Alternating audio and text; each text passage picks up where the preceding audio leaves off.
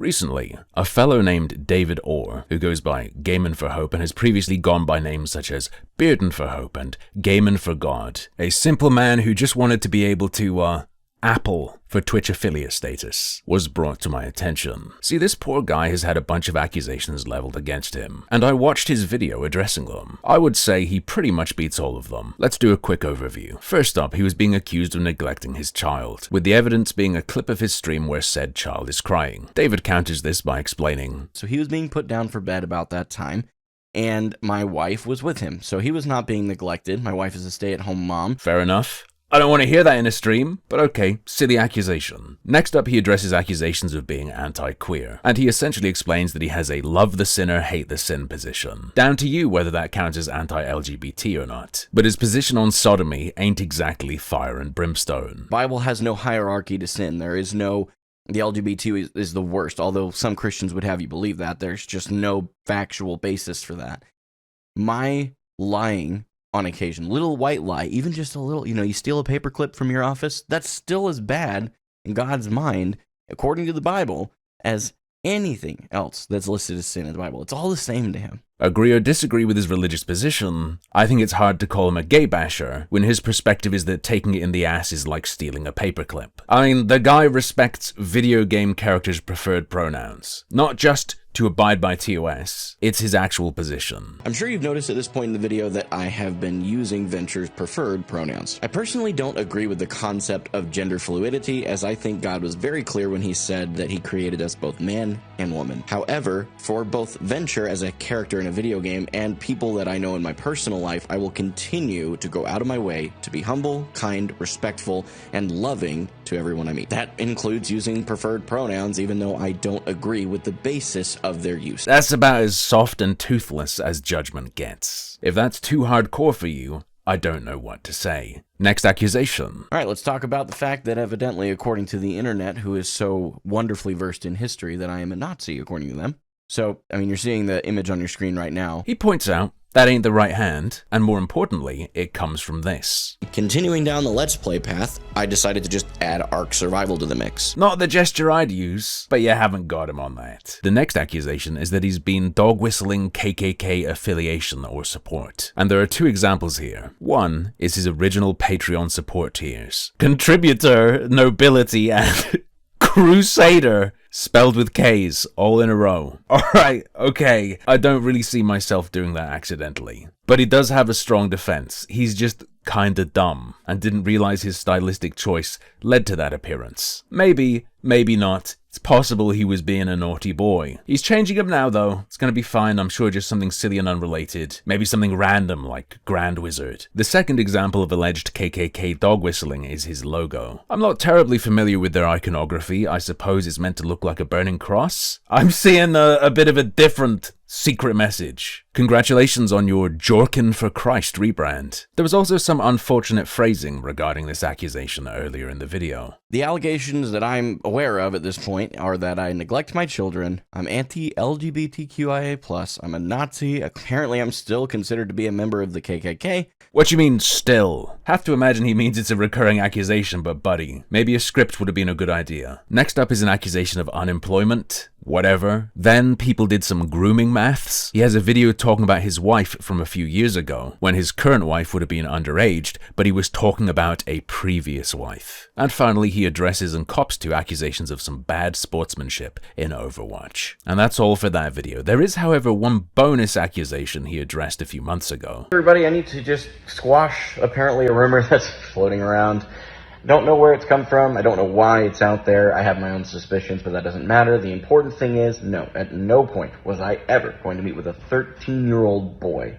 What a strange thing to say. I'm just saying, if you're going to address people saying stuff like that, your approach could be better. And I haven't seen anything to substantiate that rumor. Now, having gotten all of that out of the way, I actually have my own accusation to make towards this man, and it is one I do not think he'll be able to dodge to any degree in any way. I'm going to state it very simply, and I think it's the most important one that can be made against him. In fact, I think it's the root of all these people messing with him. Plainly stated, David Orr, aka Gaming for Hope, is a delusional retard and grifter. I haven't really seen that second part leveled against him, but I feel quite comfortable making such an assertion. Regarding this point, I'm going to show you a little red flag, and then we're going to look at more of an air raid siren. So like I said, first here's that red flag, his Patreon About section. In it, he claims that God wants him to be a successful content creator to bring Christ to the gamers. I prayed, he says, and asked God whether it would be in his will for me to pursue this as a full-time career. He has provided a plan for this to be something that happens within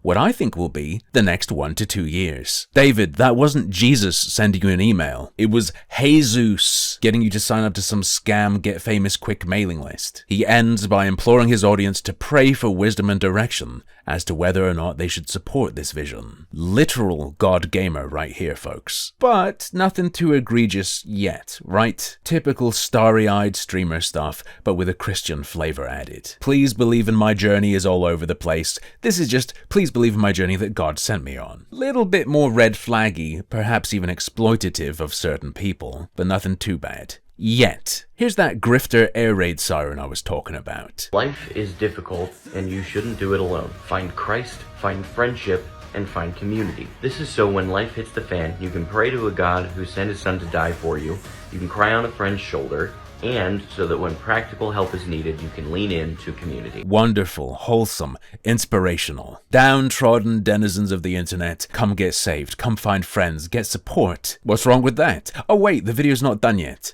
We are in the place of needing that practical help. Our car needs $1,350 worth of repairs. If you can help, the options are listed here, or you can find them below. Oh, he meant all that stuff for him.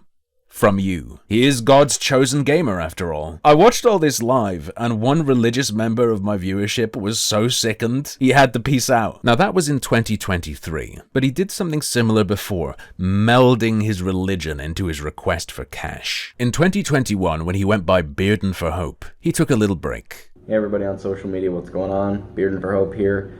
Just coming at you with a really quick announcement. I'm going to rip it off like a band-aid. I am done creating content for the foreseeable future.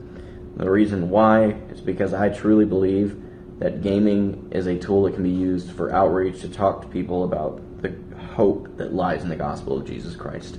Many of you have probably heard me say that, but it's been a while since I've really lived it, and it's been a while since I've even been saying it on my live streams and in my YouTube videos. I realized that I've been creating content as a gaming content creator instead of as a Christian trying to reach gamers. Righteous so far. He's not doing what he thinks he's meant to, so he's gonna take a break to fix that. Respectable. But why has he gone off that path, and what does he need to fix it? Because I've lost sight of the mission, I don't have a lot of time right now because I'm trying to get out of debt to refocus. So what I'm doing is I'm cutting out all content for the foreseeable future, putting that time back into getting out of debt. Once I'm out of debt with some financial stability underneath me, I promise you, I'll be back, and it's going to be like nothing you've ever seen. A couple days after that, he posted a little progress bar of how close you've gotten him to being back and able to work for God again. Now, in fairness, these are the only 2 examples I found where he explicitly makes it about his religious quest. But remember, that's the premise of his whole existence online, and presumably he has believers, acolytes, disciples.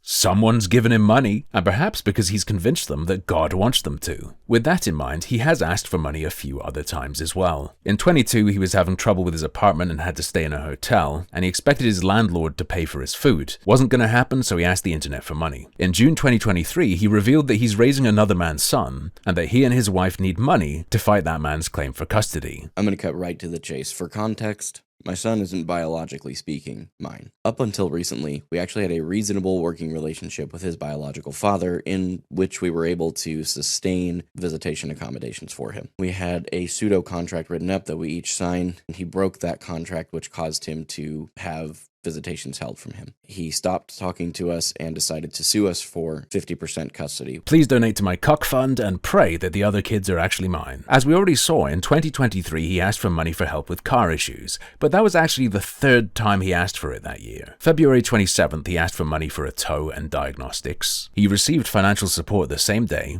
thanked people, and then asked for more for the actual repairs. Praise God, a couple weeks later he was able to announce he paid for the car repair. The joy didn't last long though, because a few months later he was raising money again to repair his car. And then a couple months after that, the car broke again, and he's not going to be able to make any content for you until it's fixed. Hint, hint. Which then leads us to December, where apparently just asking wasn't enough, and he Christed it out to ask for money. That's the first clip I showed you earlier. Jesus, man, just get another car. Actually, he had the same thought. January 20th, 2024, he celebrates his 6-year content creator anniversary and announces he might be buying a second car. Well, actually, you might be buying a second car. The dealership is willing to discount their car $2,000 if we can come up with the other $2,000. Can you help? Help or no help, it looks like a few days later they got it. Not the car in the picture, but it is a Kia, an Optima. Now, backdrop of the whole, if you don't pay for this stuff, I can't continue my mission for God thing aside, asking for stuff online, who cares? Well, here's the payoff, and it's twofold. Later that year, he had the audacity to state, I wouldn't normally do this, but I feel a strong need to. I'm fighting an awful sickness and will have been home from work for about 2 weeks. If you can help out, I'm trying to close a $1,200 gap. Wouldn't normally do this. What are you talking about? Next tweet we're going to see for you is going to be that you grazed your knee and need $100 to buy band-aids. And the cherry on top, later that month, he smashed a car to bits. I was in a car accident this morning. I T-boned a lady that ran a red light. There was a witness. For those unaware, I drive rideshare for a living. Not having this car completely stops that flow of income. Please help if you can. The keen-eyed of you will notice that's not the car he got his wife. After getting that in January, he got another in May. You may notice that is also not the car he crashed. They had just traded in one of their cars to get it. So, like, there's a check, obviously I'm not going to show you guys, but there's a check from the vehicle that we traded in for that Bolt that just got totaled. And they refunded almost the entirety of the gap insurance amount, which is like $900 total. Every little helps, I guess. But have you considered, maybe God is sending you a sign, brother. Just ride a bicycle. Seriously, even back in 2021, he was having car-related issues. He said, the enemy is using this stupid car debt to make me feel trapped, man. Like I'll never get free of it. It's a constant mental battle for me. By the way, something I'm curious about is, which vehicle did he trade in? It wasn't the Kia they got in January. That's the car they still have. We're planning on moving at this point into our own place. We are at the point with 3 children. We need our own space. Oh God, that's not the bedroom in his house. That's his whole damn living arrangement. We're going to pay off the car that we have right now, which is what I'm driving for rideshare. It'll be our Kia Optima. We currently owe just above $15,000. So by the time we get here, it may be a little bit less. I don't know. Guess he just wanted a white Bolt instead. Traded in the one he got in May, and now he has none. As of last month, he solved everything though. They're getting a minivan, and they're gonna sell the Optima. And maybe he is blessed by God, because apparently they have a divine benefactor they can't talk about. Also have the Optima that we were actually trying to raise money to pay off and sell, or pay down and sell technically. Well, I can't get into why, but there is someone who has decided to completely take care of that, fix the van the rest of the way, and pay off our credit card debt, as I understand at this point. Now, I could be wrong on some of the details on that. I know for sure that the Optima is going to be taken care of, and I've gotten the impression the other 2 things will as well. God truly works in mysterious ways. But now all that's sorted out, what's he going to beg with? In April, he wrote, I need to take some time off. I'm so exhausted from dealing with the harassment from the doxer. See you on April 15th, where I promise to be back to normal. Cash App and Venmo. Look, man, that only really works for chicks. Up until then. And I just ask one thing. I have some means to go make some money while I'm in this limbo, but for those that don't know, I've been a full-time content creator for the past 8 weeks. If you have the means and would like to help us, just consider sending us a Cash App or Venmo, but know that our bills will be paid even if you don't. So this is not a pressure thing. It would just allow me to take a couple of actual full days off. If you're burning out after 8 weeks, you're in trouble. What is he actually doing? When I was more of a gamer and I streamed myself playing stuff, I'd stream 8 hours a day, 5 times a week. During COVID, it was 7 days a week. Now I cover drama, cringe, whatever. I'm a bit beholden to what's out there to look at. And I stream very lightly, 2 to 3 hours, 5 times a week. Oh, he's doing about the same as a gaming guy. Except his birthday, week, which is going to be where donos are the best. Look, man, holidays, your birthday, they're good earners. You want to do special things, but birthday week? Does that shit work? His content strategy's evolved though. He shifts priority between streaming and static content. Let's check his videos. Look at the dates on these. What are you spending all these hours you say you're working on content doing? You don't have to hammer stuff out. God knows my stuff ebbs and flows as I dabble here and there. But you're the chosen one. Jesus told you you need to be an online internet celebrity. And this is how you live that life. Okay, maybe he's just incredible. Maybe he is, like I said earlier, a literal god gamer. He's certainly comfortable giving us all advice. What if I told you that the best way to get better in-game is actually not in-game at all? Well, what would happen is I'd take a look at how good you are until I listen to anything you say. I don't play games very much anymore, and I certainly don't play much FPS anymore because I developed a motion sickness issue. I haven't touched a competitive shooter since Counter-Strike 2 came out, and I barely played that. I've also never been great. So how can I compare myself to this pro? Well, he has streamed himself playing aim trainers. So what'll happen if I take one attempt at a benchmark he's been practicing?